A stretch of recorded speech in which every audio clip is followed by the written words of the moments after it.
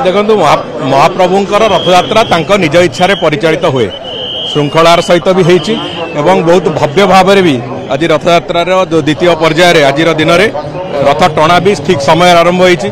महाप्रभु बलभद्र रथ पखापाखि गुंडीचा मंदिर पहुंचा बसला, माँ सुभद्रा रथ पखापाखि हो गला, महाप्रभुंकर जगन्नाथ रथ ठीक गति रे चली एवं बहुत शीघ्र आउ घंटाए डेढ़ घंटा भितर मैक्सिमम घंटाए भितर महाप्रभु रथ भी जाकि पहुँचब गुंडीचा मंदिर में। तेणुक महाप्रभु इच्छा से चले, इच्छा से विजय होती रथ उपर को। तेणुक से भाव में गतकाली से विजय होते।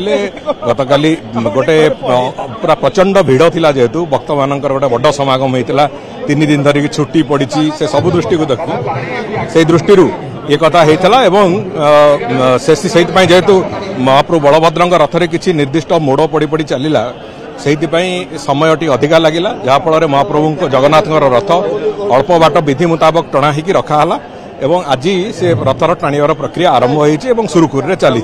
आमर पूर्ण विश्वास महाप्रभु पाखे समर्पित आम हो जे अंततः पूरा संपूर्ण रथयात्रा नीलाद्री विजय पर्यंत समस्त रथयात्रा को महाप्रभु तांकर आशीर्वाद हाथ तले घंट घोड़े रखंतु एवं ठीक ढंग से एक कथा चलू।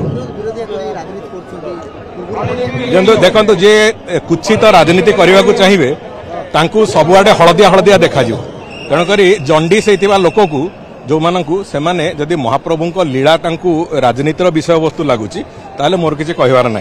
अतीत से बहुत त्रुटि विच्युति करके महाप्रभु को अपमान करिसेंती, सी गोटे भिन्न कथा।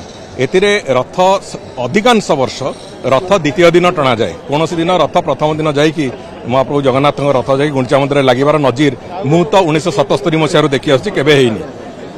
तेणुक ये जो कथा करिसेंती भक्त मानक भितर से निजे हली हली आगु जाती धीरे धीरे गढ़ती से कथा सबुबले हेइ आछि। एटा होची भक्तंकर आ भगवानकर एक संपर्कर कथा, ताकू नहीं कि राजनीति करछंती तार परिणाम भी से आज नहले काली भी भोग करिवे।